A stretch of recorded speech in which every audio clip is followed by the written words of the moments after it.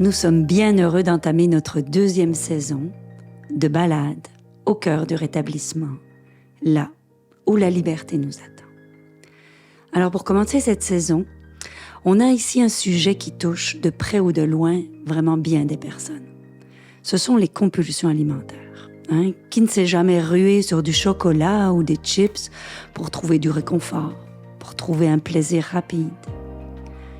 Que ce soit occasionnel, c'est une chose. Mais comme toutes les dépendances, si ce comportement-là se répète très insidieusement, on peut rapidement perdre le contrôle, avec des conséquences bien difficiles. Alors, comment rester vigilant?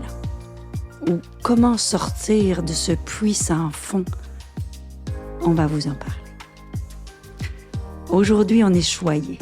En plus de 3 intervenants de l'unité dont Rémi de Sainte-Thérèse, on reçoit 2 invités qui vont enrichir ce podcast.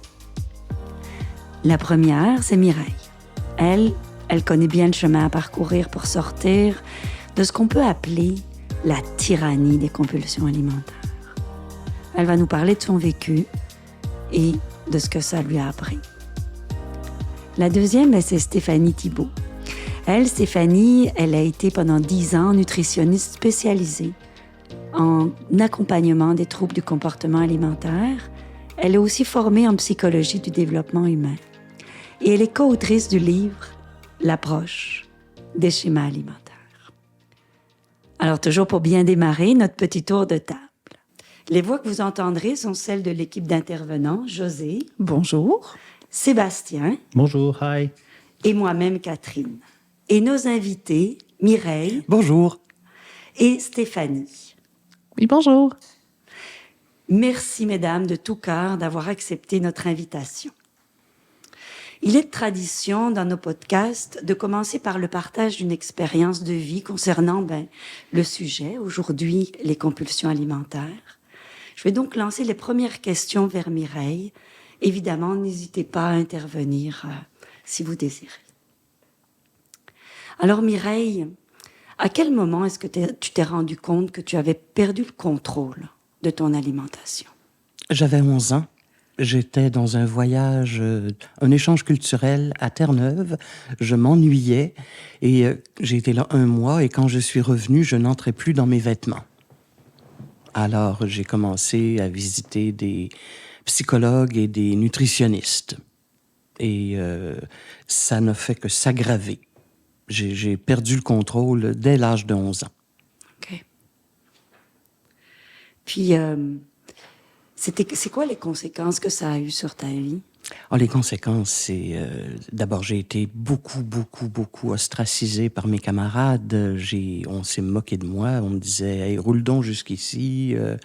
On riait de la façon dont j'étais habillée parce que quand j'étais toute petite, c'est sûr que les vêtements pour taille forte, ça existait pas vraiment. Alors j'étais mal vêtue. Je faisais pas du tout partie du groupe des enfants de mon âge. Ça a été difficile aussi parce que c'est pas facile d'avoir des petits amoureux quand on est grasse. Je me souviens entre autres d'un petit gars que je trouvais bien de mon goût, puis je le lui avais dit, puis il m'avait dit maigris, quand t'auras maigri, tu reviendras me voir. Mm-hmm. Et puis quand je suis retournée le voir parce que j'avais maigri, il m'a emmené manger de la pizza. Il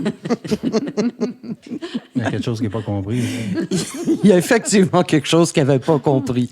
Ça a eu un impact. Quand je suis rentré à l'école, on m'a dit maigris, tu travailleras pas. Et puis à un moment donné, on m'a dit non, surtout maigris pas. J'ai passé ma vie à jouer au yo-yo, à passer d'une diète à l'autre. Puis on sait que quand on se met au régime, le corps va stocker des réserves. Alors on maigrit, on perd 10 livres, on en reprend 15, on en reperd 20, on en reprend 25. Et puis d'être privé, être dans la privation, ça a été extrêmement difficile parce que ça devient une obsession. On devient obsédé par ce qu'on ne mange pas. Alors, si j'en mange pas, je vais penser juste à ça. Et puis, c'est même pas comme l'alcool. L'alcool, on va dire, tu vas prendre un petit verre le matin, un petit verre le midi, un petit verre le soir, tu vas te rétablir. Oh, c'est pas comme ça que ça marche. Hein. Mais quand on est dans la compulsion alimentaire, on doit manger. Faut sortir le tigre de la cage régulièrement. Alors, c'est plus difficile Alors, j'ai fait beaucoup de démarches à un moment donné. Je me suis dit, bon, ben là, j'arrête les régimes. Et puis, advienne que pourra. Et j'ai réussi, à un moment donné, à stabiliser mon poids et à cesser de jouer au yo-yo. Ça, c'était déjà une grande victoire. J'ai développé, je dois dire, à l'aide de spécialistes en nutrition, j'ai développé des habiletés pour contourner par exemple, écouter la télé, c'est sûr qu'on a envie de manger parce qu'il y a tellement d'annonces. Alors, j'ai du tricot, j'ai un flacon de crème, alors je me crème pendant que j'écoute la télé. C'est plus difficile de manger quand on a les mains pleines de crème. Puis des fois, je me dis, bon, ben, je planifie, j'ai commencé aussi à planifier beaucoup mes aliments. Je dirais qu'aujourd'hui, en dépit de l'excès de poids que je maintiens, aujourd'hui, je ne suis plus dans la compulsion. Je pense que j'en suis sorti. Il m'arrive d'avoir des rages de sucre. Bon, je suis diabétique, alors c'est à éviter. Mais bon, je m'autorise. Il n'y a pas un aliment que je ne m'autorise pas. Mais je l'ai choisi. Parce que comme je suis diabétique, il faut que je prenne...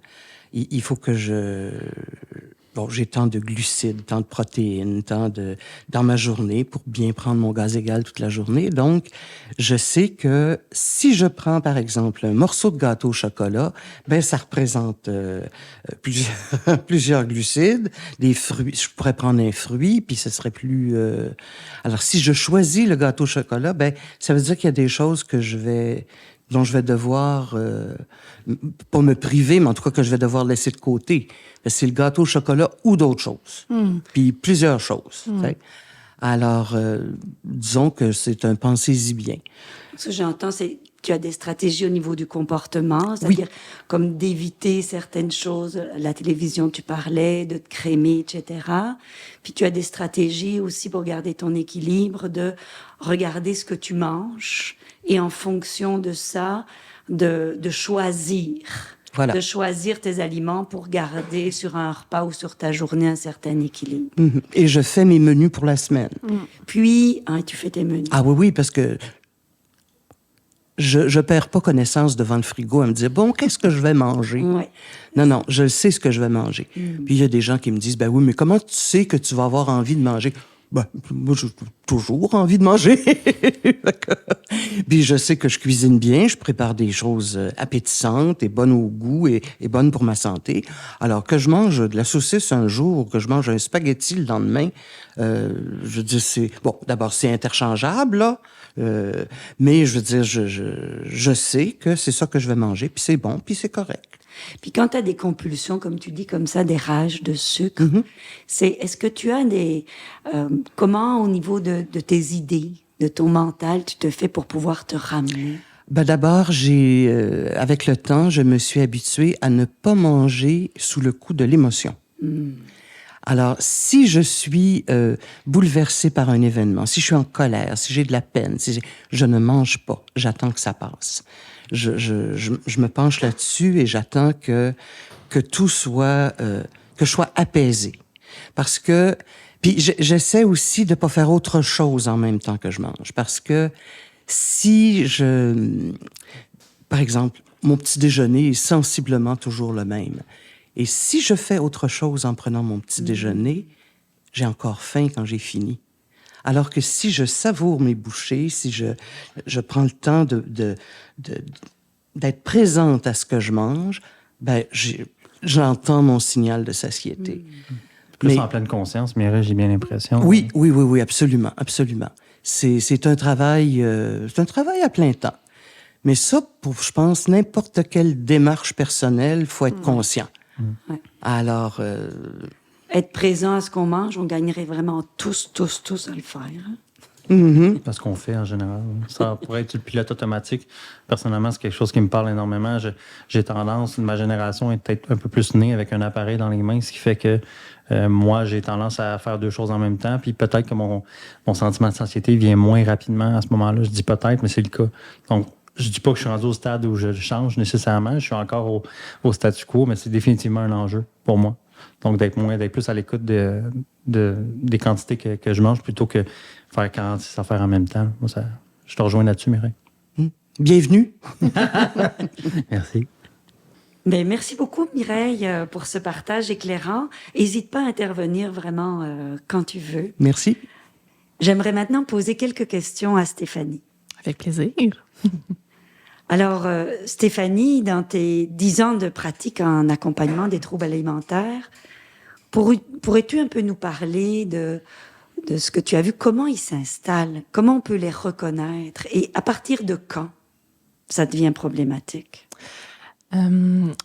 En fait, l'histoire de Mireille est une histoire. Chaque personne a sa propre histoire, évidemment, son propre parcours, son propre bagage, mais très, très, très souvent, ça commence à l'enfance. Effectivement, ce rapport émotif à l'alimentation. Donc, Mireille a nommé la solitude. C'est souvent le cas. Donc, sans que ce soit un élément traumatique, comme on a tendance parfois à penser collectivement, non, effectivement, c'est plus un sentiment... La solitude revient souvent. En revenant de l'école, j'attendais mes parents, je savais pas trop quoi faire, tout ça. Et effectivement, c'est comme une espèce de dynamique d'auto-apaisement ou un compagnon. Bon, je vais me faire un gros snack, puis bon, ça va être le fun, puis le temps va passer. Et certains individus, de par nos différences physiologiques, ont une prédisposition à prendre du poids plus facilement que d'autres, hein, parce que c'est pas un scoop, on n'est pas tous égaux sur le plan métabolique. Et c'est souvent lorsqu'il y a une conscientisation et un certain jugement par rapport au poids qui est pris, où là, il y a une spirale qui s'accélère, en fait. Et là, s'installe justement cette espèce de dichotomie des aliments. Donc, il y a des bons aliments, puis surtout si on recule dans le temps, là, les années 80 ou avant, il y avait vraiment des bons aliments, des mauvais aliments. Là, on est dans un courant plus inclusif, tous les aliments sont permis, tout ça. Je mettrais quand même un bémol, mais on est plus dans cette ère-là où l'alimentation, effectivement, pleine conscience, qu'il n'y a pas de mauvais aliments. Et c'est sûr que de vivre dans la peur de si je prends plus de poids, ben là, je vais me sentir moins bien dans mon corps, je vais me faire ridiculiser, tout ça. Ça entraîne davantage de solitude et ensuite, souvent, les enfants vont aller chercher le réconfort dans l'alimentation. Donc, il y a une spirale. Un peu, c'est ça, c'est le cercle vicieux. Exactement, oui. Et donc, j'entends l'importance de la vision des parents et du discours des parents. Comment il pourrait réagir face à son enfant qui éviterait de tomber dans ces pièges-là de dévalorisation puis de stigmatisation, quelque part? Je pense que ce qui est vraiment à privilégier, préconiser, c'est une approche familiale. OK? Donc, vraiment, la pire chose, ça serait d'isoler l'enfant. Dire, toi, tu sais, toi, avec ton problème de poids, ça, c'est vraiment, on sait que c'est pas quelque chose qui est à faire. Donc, de plus, parler comme des habitudes familiales et d'éviter de mettre l'emphase sur le poids corporel, mais plus sur le niveau d'énergie, les bonnes habitudes, être en santé. Donc, ça, c'est un discours qui est beaucoup plus bienveillant, positif. Donc, d'avoir un discours ouvert, de dire, écoute, des fois, j'ai remarqué, ça se pourrait-tu d'y aller un petit peu comme ça à la pêche? Ça se pourrait-tu des fois, tu manges un peu plus que ton ventre, te le dis. Puis on peut utiliser finalement un peu comme, ben moi, ça m'est déjà arrivé, ou je connais, je sais que ça se peut. La nouille sympathique. La nouille, exactement, la nouille sympathique, c'est mon expression. Je savais pas que... J'avais entendu ça une fois. La nouille sympathique. Écoute, je pense que ça se peut. Pourrais-tu m'aider? Donc, et vraiment, d'ouvrir un discours pour que l'enfant se sente pas anormal. Il y a plusieurs stratégies. On connaît nos enfants, tout ça, mais de ne pas hésiter à aller chercher de l'aide aussi. Mais je mets un gros bémol sur l'aide. Donc, de trouver un professionnel, évidemment, de la nutrition qui rejoint nos valeurs. Oui. Hein, parce que des fois, comme dans tous les domaines, je pense qu'il y a des très bons professionnels, très bien intentionnés, mais qui n'ont pas tous les mêmes champs d'expertise. Donc, au niveau de la relation à la nourriture, c'est quand même c'est pas la même chose que, par exemple, les allergies alimentaires ou la nutrition sportive, évidemment. Donc, d'aller chercher vraiment un accompagnement. Là. De l'aide au bon endroit. Là. Oui, exactement. Donc, je pourrais évidemment en parler davantage. C'est un peu particulier, la nourriture, parce que dans les dépendances, parce qu'on doit manger pour vivre. Oui. Et d'après toi, Stéphanie, est-ce qu'il y a des éléments déclencheurs, des compulsions? Et comme avec la drogue ou l'alcool, est-ce que justement par rapport à ces aliments-là, il vaut mieux être abstinent ou pas? C'est quoi ta position par rapport à ça? Ça, c'est une très grande question qui ne fait pas du tout l'unanimité. Donc, ma position à moi, évidemment, c'est du cas par cas. Il y a des gens, généralement, oui, effectivement, il y a des aliments qui sont déclencheurs ou ça peut être des contextes. Ça peut être, par exemple, tous les vendredis soirs, quand je reviens chez moi et que je me sens seule, ça se déclenche. C'est pas seulement des aliments. Souvent, L'association à des moments qui Oui. ont un aspect émotionnel, une charge émotionnelle Oui. particulière. Exactement. Donc, effectivement, l'émotif est très important. Par contre, il peut y avoir totalement absence d'émotion et ça soit plus de l'opportunisme alimentaire. Je passais là, je me suis pris un café chez McDo, la dame m'a demandé un petit muffin avec ça. Ben, why not coconut? Puis là, ça part finalement. Comme un Donc, facteur environnemental un peu qui ne dépend pas que de nous, qu'on ne contrôle pas nécessairement. oui, exactement. Et dans notre environnement, qui est qualifié d'obésogène, hein, on n'a pas vraiment un environnement top côté offre alimentaire en Amérique du Nord, c'est vraiment, vraiment difficile. Quand on a cette vulnérabilité-là à l'offre alimentaire. Donc, faut trouver des astuces qui nous fonctionnent pour nous. Donc, c'est plutôt du cas par cas. Je vois Mireille qui a envie de dire un mot aussi par rapport à cette question-là. Ah ben oui, les aliments, moi je répète à qui veut m'entendre que il y a pas d'aliments, enfin, il peut y avoir des aliments déclencheurs, c'est pas dans... Moi j'ai déjà compulsé dans des pieds de céleri. Hein? Parce que C'est moins dommageable. C'est dur pour les intestins. Mais, tu sais, je mangeais plus d'un aliment, fait que j'allais dans l'aliment d'à côté, puis après ça dans l'autre, et puis dans l'autre, et puis à un moment donné, la compulsion, elle commence dans mon panier d'épicerie. Alors, je choisis, avec le menu que j'ai fait, d'acheter les bonnes choses. Si je veux pas en manger, j'en achète pas. Bon, moi, ça m'est arrivé d'acheter, par exemple, de la crème glacée. Puis, dans mes débuts de compulsion, là, la crème glacée, je pouvais passer à travers 1 litre à cuillère. Et puis, ben maintenant, des fois, j'achète de la crème glacée, puis je l'oublie dans le congélateur, puis je suis obligé de l'acheter parce qu'elle est couverte de cristaux de glace. Alors, ça, c'est quand même, là. C'est pas juste la disponibilité qui va définir tes facteurs de risque, mais des fois, ça a un lien. Des fois, ça a un lien, des fois, ça en a pas. Mais ce qui est très important aussi, c'est l'attitude des proches. Je regarde chez moi, bon, j'étais vraiment différente de mes sœurs, je mangeais pas la même chose. Si j'avais faim encore après le repas, ben maman jugeait que j'avais assez mangé et puis ben j'en avais pas plus. Alors j'ai développé avec les années une grande capacité à manger en cachette. On avait un réfrigérateur avec une poignée qui clenche là. Et puis ça fait du bruit quand on l'ouvre et quand on la ferme. Alors j'avais découvert comment ouvrir et fermer ce réfrigérateur sans faire de bruit. J'avais découvert aussi que si je prenais, par exemple, des tranches de fromage, ben j'en prenais une de chaque côté, comme ça, la différence était toujours égale. Je m'imaginais que ça paraissait pas. Prendre toute une rangée de biscuits, il en reste un dans la rangée, ben prendre toute la rangée, moins un. C'est fou, les stratégies qu'on les stratégies, là. Et puis, j'avais dans ma chambre, j'avais le panneau pour l'accès à la robinetterie du bain. Alors ça, c'était une cachette extraordinaire pour mettre des différentes choses. Ça pouvait être des boîtes de jambon, ça pouvait être... Mais c'est exactement la même chose que quelqu'un qui va consommer de l'alcool puis qui va le faire en cachette. En cachette. Moi, je suis très préoccupée par l'impact du milieu familial. Parce que tantôt, on en parlait que c'est important que le milieu familial entoure l'enfant, qui se préoccupe de lui. Souvent, en dépendance, on réalise que la famille dite dysfonctionnelle est souvent le terreau fertile où va prendre racine les comportements de dépendance. Donc, ton milieu familial ne t'offre pas la sécurité, l'encadrement que tu as besoin. Moi, j'ai souffert de compulsion alimentaire pendant de nombreuses années. C'est quelque chose que je préméditais. Mon milieu familial qui était dysfonctionnel m'insécurisait au point que dès l'âge de 7 ans, j'ai dû chercher quelque chose à l'extérieur pour venir me sécuriser. Moi, j'ai fait une association. Je me souviens exactement la première fois où j'ai mangé un sandwich à la crème glacée toute seule parce que j'avais peur et ça a été un buzz immédiat. Mon cerveau a automatiquement enregistré quand tu as peur, mange et ça t'apaise. Moi, il y a des aliments que je ne peux pas manger. J'appelle ça mon GSS, gras, sucre, sel. Quand je compulse, je m'en vais directement dans ces aliments-là. Je ne mange jamais d'aliments sains.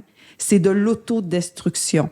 Ça a été quelque chose qui m'a sauvé la vie, qui m'a apporté du plaisir, mais à la longue, je me suis réveillée au début de la trentaine avec un énorme surpoids, des problèmes de santé de toutes sortes, et j'étais incapable d'arrêter. C'était devenu une sécurité pour moi.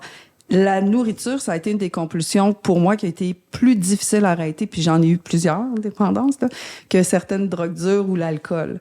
Donc, il y avait vraiment un rapport très émotionnel avec la nourriture et ça venait vraiment apaiser. C'est une association que mon cerveau a faite très, très jeune et il y a tous de nouveaux chemins neuronaux que je dois prendre. Fait que oui, il y en a des stratégies. Moi, je préméditais les moments où je me retrouvais seule pour manger. C'était là où je me sécurisais. Puis même encore aujourd'hui, si je ne suis plus dans la compulsion, quand je vis des émotions, entre autres la peur, mon premier réflexe, c'est quelque chose de sucré, quelque chose de salé, quelque chose de gras.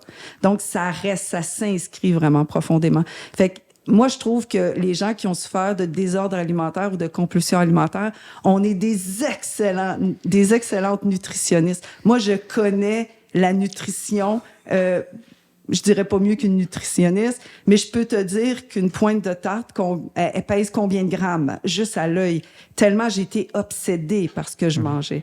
Puis quand on parle d'alimentation intuitive, parce que c'est souvent ce qu'on essaie de nous amener à faire, moi, dans mon cas, ça a pris des années avant de fonctionner, parce que mes signaux de satiété étaient complètement brisés. Donc, l'alimentation intuitive, je savais même pas est-ce que j'ai faim? Est-ce que c'est des émotions? Fait qu'il y a toute une rééducation aussi qui est à faire. Effectivement, puis si je peux renchérir sur l'alimentation intuitive, effectivement, c'est vraiment la destination finale qu'on vise, mais c'est pas nécessairement toujours la voie. Hein? J'ai rencontré plusieurs personnes que juste de parler de la faim, je sais pas c'est quoi la faim, j'ai jamais faim, moi. Donc vraiment, des signaux qui peuvent paraître très très primaires, qui sont complètement perdus là, de vue quand on a une alimentation qui est toujours au-delà de nos besoins finalement, et non en réponse à des besoins physiologiques. On répond à des besoins émotionnels par le biais des aliments.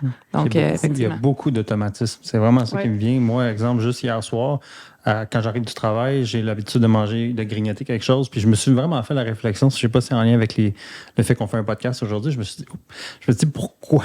Je ne sais même pas si j'ai faim, mais je suis habitué de manger la même chose quand je reviens du travail, que ce soit un bagel, quelque chose comme ça, sans me demander à quel besoin je réponds. Puis je gagnerais à m'arrêter parce que je ne suis pas sûr que je répondrai à la question parce que j'ai faim. Effectivement, la réelle faim, là, quand on la décrit, là, c'est effectivement pas... C'est autre chose. Oui. Mais pour moi, il y a une différence entre une mauvaise habitude, avoir des mauvaises habitudes alimentaires et avoir une compulsion alimentaire. Moi, dans la compulsion alimentaire, quand on parle de dépendance, c'est comme n'importe quelle autre substance pour moi. C'est vraiment quelque chose dont tu raisonnes plus.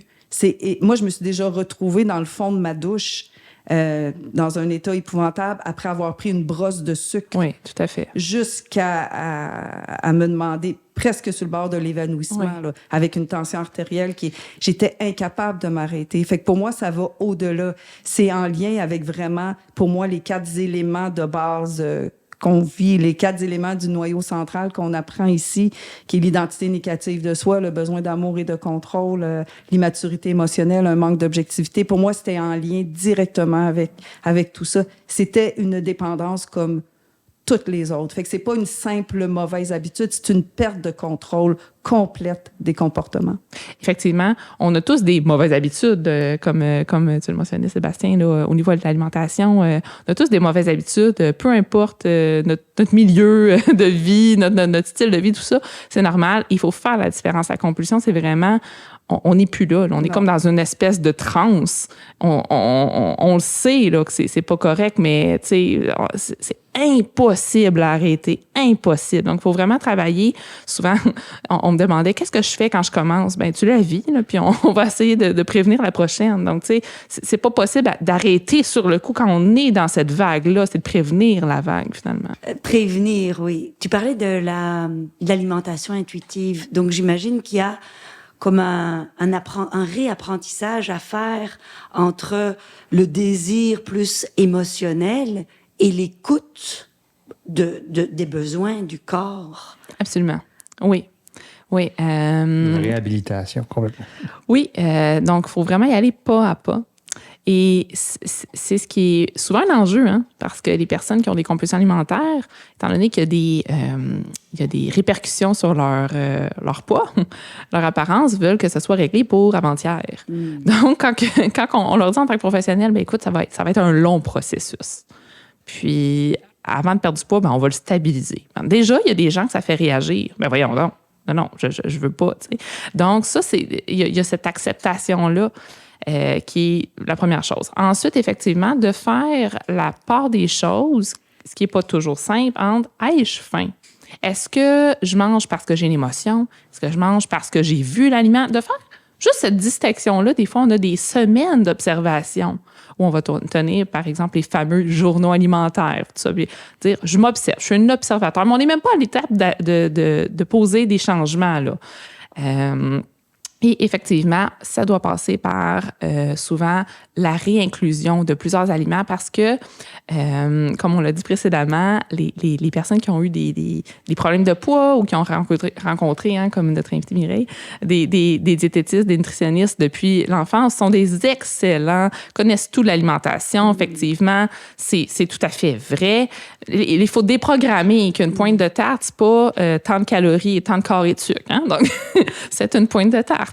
Donc, de déprogrammer ça, c'est très difficile. Donc, c'est vraiment un réapprentissage de l'acte de manger, finalement, qui est à faire. Puis souvent, une fois que le sac est ouvert, c'est trop tard. Parce que souvent, ça va partir d'une obsession. Puis déjà, l'obsession, pour moi, en tout cas, est en lien avec un confort émotionnel. Une émotion que j'ai pas soignée, que je me suis pas occupée de la bonne façon. Et là, mon cerveau s'en va vers l'aliment. Mais à partir du moment où c'est ouvert, pour moi, le processus il est enclenché. Là. Ce qui est dur à maintenir, je trouve, c'est le caractère de la récompense, dans le sens où tu disais que c'est pas toutes les mêmes personnes qui sont faites de la même façon, physiologiquement ou peu importe, d'être capable de garder un rapport sain avec, bon, mais c'est mon cheat day, tu sais, l'expression le jour de triche qui est souvent le vendredi. Si ça donne que toi, tu es capable de respecter puis que ça t'apporte vraiment, ça répond à un plaisir qui est sain et occasionnel, qui est modéré. Moi, ma question souvent, c'est est-ce que ça cultive l'impuissance chez les gens qui se disent, ben c'est pas juste, pourquoi ça arrive à moi? T'sais? Pourquoi moi, alors que j'ai pas le choix, qu'est-ce que vous voulez que je fasse? Je vais pas me priver de manger parce que je vais mourir. Fait que j'ai deux personnes ici là, qui sont capables de dire, ben moi, j'ai traversé ça ou je continue même de traverser ça, puis j'ai appris à me connaître. Est-ce que le fait, justement, que ça soit une dépendance qui est basée sur une certaine forme de vitalité, est-ce que ça, à un moment, ça a fini par vous rattraper dans le sens où ça a cultivé le désespoir, la honte, l'impuissance plutôt que l'espoir puis la mobilisation? Ouais, ben moi, à un moment donné, il y a l'acceptation de soi, de l'acceptation de ma condition. Comme quelqu'un qui peut pas prendre juste un verre de vin parce que c'est le mariage de sa fille, parce que s'il prend juste un verre de vin, ça vient de déclencher tout le reste. Fait que moi, j'ai accepté que j'avais fait des associations avec la nourriture qui étaient nuisibles maintenant, puis je devais être vigilante, pas hyper vigilante, mais vigilante par rapport à la nourriture. C'est sûr que la nourriture, on est exposé à ça tout le temps, de notre naissance à notre mort. Fait qu'au baptême, il y a de la nourriture, puis à nos funérailles, il y a de la nourriture. Donc, il y en a tout le temps. Ce qui fait qu'à un moment donné, oui, des fois, je me dis, j'aimerais ça être capable de manger un groupe de GSS, mon gras, mon sucre, mon sel, sans tomber dans la compulsion. mais je me suis trouvé des stratégies pour le faire. Mais je me sens plus impuissante ou en injustice. Ça fait partie de mon histoire de vie. Puis moi, j'ai appris à composer avec cette réalité-là. Puis j'ai développé... ça m'a amené à être la personne que je suis aujourd'hui. Donc, j'ai fait la paix avec ça. OK. Moi, je trouve ça très beau, ton témoignage, parce que je pense que c'est, en fait, d'entreprendre une démarche d'acceptation et d'arrêter de se comparer, c'est tellement important. Je pense qu'il n'y a pas vraiment de progression qui est possible si on est toujours dans cette spirale d'injustice, finalement. J'ai la prière de la sérénité d'en face, là. Je me dis, bon, ben, le courage de changer les choses que je peux, puis la sérénité d'accepter ce que je peux pas changer. C'est ça, la sérénité, là, c'est ce que je demande le matin, puis c'est ce que je demande en me couchant le soir. Parce que ça vient calmer mon sentiment d'impuissance. Parce que je suis impuissante devant tellement d'affaires. Ma sœur a fait un AVC l'été dernier, puis je suis impuissante devant sa maladie. Je suis impuissante devant la bêtise humaine. Je suis impuissante devant mon voisin qui fait du bruit. Je suis impuissante devant tellement d'affaires. L'impuissance face à la nourriture, ben, c'en est une de plus. Puis elle est plus visible quand on cède à notre compulsion parce que ça paraît. Bon, ben merci à tout le monde. C'est sûr qu'on pourrait en parler encore pendant longtemps. Voici déjà venu le temps de notre boîte à outils. Alors, sur mon frigo, j'ai installé un petit miroir aimanté sur lequel j'ai écrit « Je m'aime comme je suis ». Et à côté de ça, j'ai mon menu de la semaine. Alors déjà, c'est un bel outil. Je trouve important que dans mon assiette, ce soit beau pour les yeux autant que bon pour la langue. Parce que quand il y a de la couleur, quand il y a de la fraîcheur, alors ça, c'est important pour moi. C'est important aussi que je me traîne toujours des choses dans mon sac à main, pas juste parce que je suis diabétique, parce qu'au cas où, malgré l'Ozempic, j'aurais faim, ben, j'ai des collations dans mon sac. J'ai des noix, j'ai un fruit, j'ai des fois un bout de fromage. Alors ça, je traîne ça comme ça. Je suis pas tentée d'arrêter au dépanneur chercher quelque chose qui serait peut-être moins bon. Si je veux absolument manger des chips, ben j'achète pas le gros sac format familial. Je vais en acheter un petit sac, puis juste un, pas trois. Alors, tu sais, il y a toutes sortes de trucs comme ça. J'essaie d'analyser pourquoi. Qu'est-ce que j'ai comme comportement, puis pourquoi j'ai ces comportements-là, puis par quoi je peux les remplacer. Alors, c'est ça. Ça, c'est mes trucs, c'est mes outils principaux. Mon outil va dans le même sens, Mireille. Quand j'ai l'impression que je vais succomber à un besoin, parce que je me donne, pas un besoin, que je succombe à une envie, je me donne l'opportunité que ça soit juste un one-shot deal, donc qu'une fois. Alors, j'aborde dans le même sens que Mireille. Si vous avez à tricher parce que c'est un aliment, puis vous avez choisi cette voie-là, ben achetez-le en portions individuelles et non en portions énormes. Vous allez peut-être économiser de l'argent, mais je peux vous garantir que ça va finir par vous rattraper. Alors moi, si j'ai à me permettre de la crème glacée ou un aliment X, je l'achète en portions individuelles parce que je sais que si je le garde dans mon congélateur ou dans mon garde-manger, c'est la fin. Ça va continuer, ça va se maintenir. Alors, mon outil, limiter la disponibilité, plus. Bon, alors, je vais pas répéter le truc, mais j'allais dire ce truc-là, effectivement. Donc, Costco, c'est pas toujours un allié. Hein? Donc, d'éviter effectivement les grands formats. Donc, Mireille est vraiment très avancée dans son processus. Vraiment, félicitations. Là. Wow, c'est impressionnant. Mais si on va donc d'avoir son menu, tout ça, planifier des collations nutritives à disposition, c'est vraiment, vraiment fabuleux. Si on est plutôt au début, hein, quand on écoute le podcast, je me reconnais, tout ça, je vous dirais que ça serait d'abord et avant tout d'avoir un discours bienveillant envers soi. Parce que plus on se tape sur la tête, plus ça donne envie de manger. Parce qu'on se sent vraiment pas une bonne personne ou une personne qui a aucun contrôle. Donc, vraiment, de plus agir à titre d'observateur de soi, de mettre une distance entre nous et nos compulsions, ça aide énormément. Et à ne pas se laisser envahir par les émotions négatives. Je ne mange plus debout.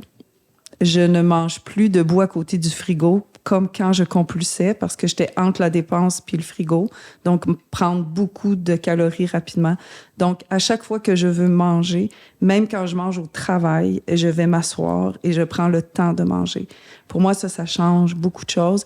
Et même si je sais que je suis comme dans une phase de compulsion, je vais m'asseoir à la table et je me rends compte que la compulsion dure beaucoup moins longtemps parce que je ne retrouve pas les mécanismes de compulsion qui sont associés, que j'ai enregistrés dans mon cerveau.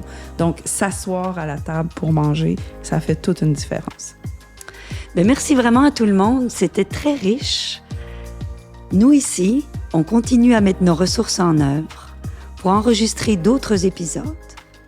Et n'oublie pas, c'est dans la balade au cœur du rétablissement que la liberté t'attend. L'équipe est là pour vous au 56 rue Turgeon à Sainte-Thérèse ou sur notre site web. Prenez soin de vous. Bonne fin de journée. Merci beaucoup pour l'invitation. Au revoir. Merci. Au revoir.